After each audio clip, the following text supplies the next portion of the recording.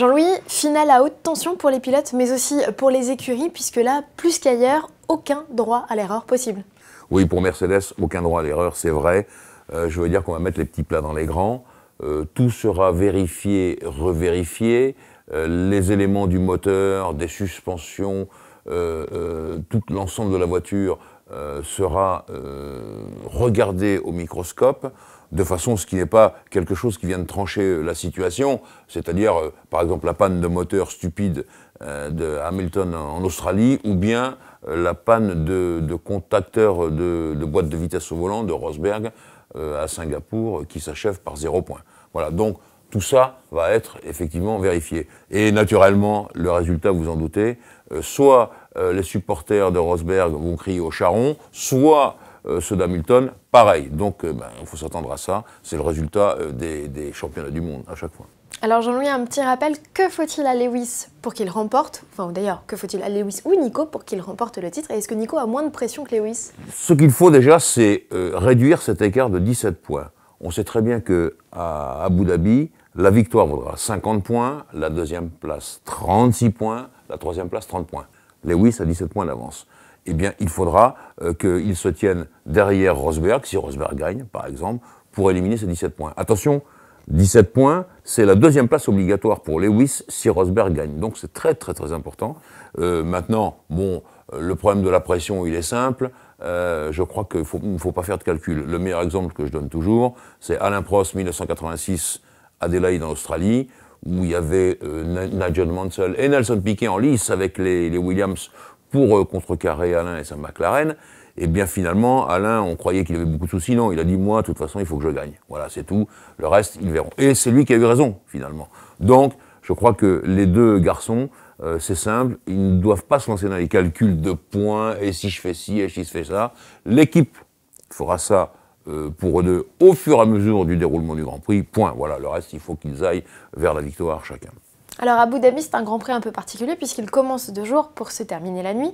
On sait qu'il y a des températures, un delta de température qui est assez important, donc est-ce qu'il va falloir faire attention particulièrement aux pneus parce que la piste va changer au fil de la course? Oui, complètement. Pour la simple et bonne raison, déjà, c'est que chez Pirelli, on a choisi les pneus les plus tendres. Donc c'est un peu compliqué, mais c'est de la gomme, on va dire chewing gum. Voilà, on appelons comme ça.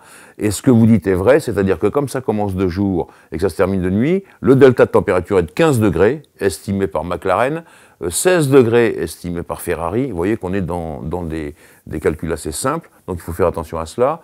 En revanche, ce qui est sûr, c'est que la piste va se gommer, c'est-à-dire au début elle est très poussiéreuse, et puis la gomme s'accumule, elle devient de plus en plus adhérente, et puis généralement, ce phénomène s'accentue parce qu'à Abu Dhabi, il y a peu de chances qu'il pleuve.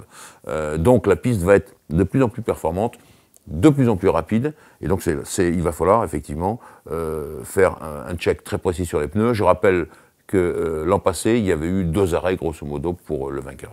C'est pas le tracé le plus exaltant de la saison? Non, peu s'en faut, ils ont été obligés de tenir compte de la marina, ils ont obligé de tenir compte de plein de choses. Vous savez, le nouvel agencement d'Abu Dhabi avec comment je dirais, cette cité ultra moderne, ultra artistique, ultra sportive. Donc il y a eu plein de choses pour cela, et le tracé n'est pas amusant. Il y a un truc intéressant dans le tracé, c'est les 2 lignes droites, parce qu'il y a 2 zones de DRS. Et alors, il y en a une qui précède juste l'autre, et donc la tactique, c'est simple, c'est ne pas dépasser dans la première, parce que quand vous dépassez dans la première, celui que vous avez dépassé, il se retrouve dans l'écart d'une seconde dans la deuxième, et il vous repasse. Donc il faut faire attention à cela. Le reste, c'est un enchaînement de courbes. Je crois qu'il y a 21 virages, ce qui est un peu rasoir, hein, quand même. 21 virages, c'est trop de virages. Donc voilà. Mais bon, ça sera une ambiance un peu différente, l'ambiance de finale de championnat du monde. Et puis, à Abu Dhabi, il y a quelque chose de très sympa, c'est le paddock, parce que comme il fait beau, tout le monde est dehors, et tout le monde voit tout le monde, et ça, c'est très amusant. Parlons, Jean-Louis, rapidement de 2015, puisque c'est demain finalement. Est-ce que Grosjean chez Lotus est signé? Je ne sais pas trop. Je ne sais pas trop parce que y a déjà le problème de Total qui soutient Romain Grosjean. Et on sait que si c'est un moteur Mercedes qui arrive, ça sera forcément pas Total. Il va falloir l'avoir comme sponsor et pas comme sponsor technique, je dirais. Et ensuite, Romain, il a tweeté une fois, puis il a détweeté, donc on ne sait plus trop où on en est. Ça, c'est la première chose.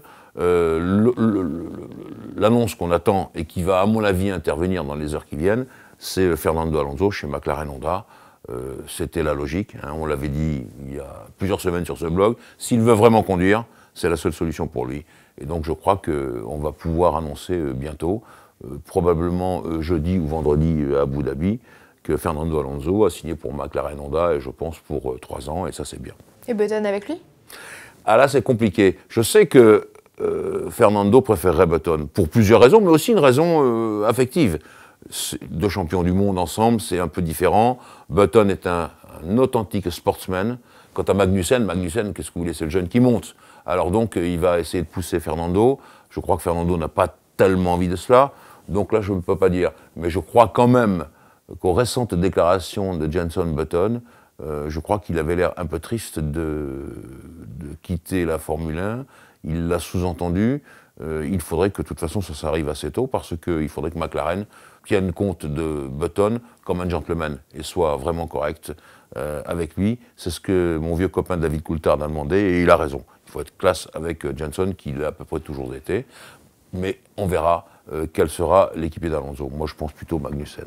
Jean-Louis, pour terminer, on a entendu pas plus tard que ce mardi matin sur Europe 1, Philippe Streiff s'exprimer à propos de l'état de santé de Jules Bianchi. Il n'y a pas à dire, les nouvelles ne sont pas bonnes chez vous aussi?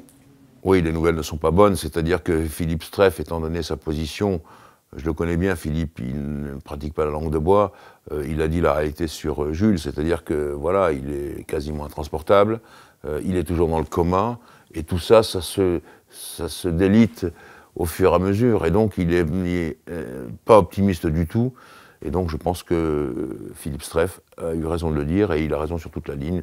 L'état de santé de notre ami Jules est déplorable. Voilà.